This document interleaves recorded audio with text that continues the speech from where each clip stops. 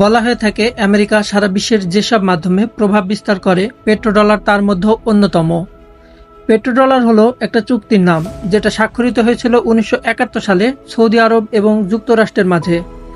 চুক্তিটি ছিল এমন যে সৌদি আরব এবং অন্যান্য আরব দেশগুলো ডলার ছাড়া অন্য কোনো কারেন্সিতে তেল রপ্তানি করবে না। পেট্রোডলারের সূচনার প্রেক্ষাপট 1971 সালে যুক্তরাষ্ট্র গোল্ড স্ট্যান্ডার্ড তুলে দেয়, ফলে কার্যত পৃথিবী হয়ে পড়ে ডলার নির্ভর। পেট্রোডলার শব্দটি পেট্রোলিয়াম এবং ডলারের সংক্ষিপ্ত রূপ। পেট্রোডলার চুক্তির সূচনা হয় 1973 সালে। তৎকালীন মার্কিন প্রেসিডেন্ট রিচার্ড নিক্সন সৌদি আরবের তৎকালীন বাদশাহ ফয়সালকে প্রস্তাব দেন সৌদি আরব যেন বিভিন্ন মুদ্রার বিনিময়ে তেল বিক্রি না করে শুধুমাত্র আমেরিকান ডলারের বিনিময়ে তেল বিক্রি করে। বিনিময়ে আমেরিকা সৌদি আরবকে পূর্ণ সামরিক নিরাপত্তা প্রদান করবে।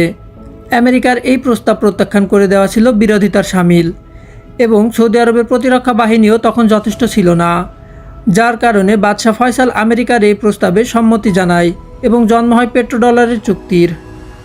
যার কারণে বাদশাহ ফয়সাল আমেরিকার প্রস্তাবে সম্মতি জানায় এবং জন্ম হয় পেট্রোডলার চুক্তির।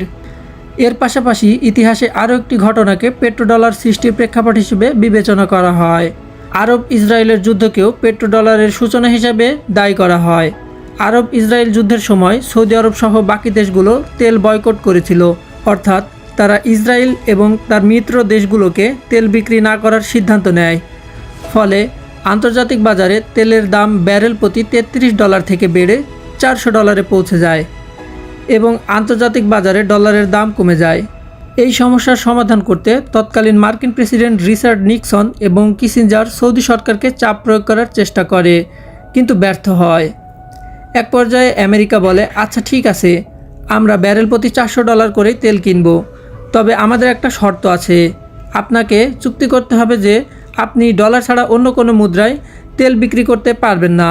তৎকালীন সৌদি বাদশাহ কিং ফয়সাল আমেরিকার চালাকি বুঝতে না পেরে সেই চুক্তিতে রাজি হয়ে যান এবং 1971 সালে স্বাক্ষরিত হয় পেট্রোডলার নামের একটি নতুন চুক্তি।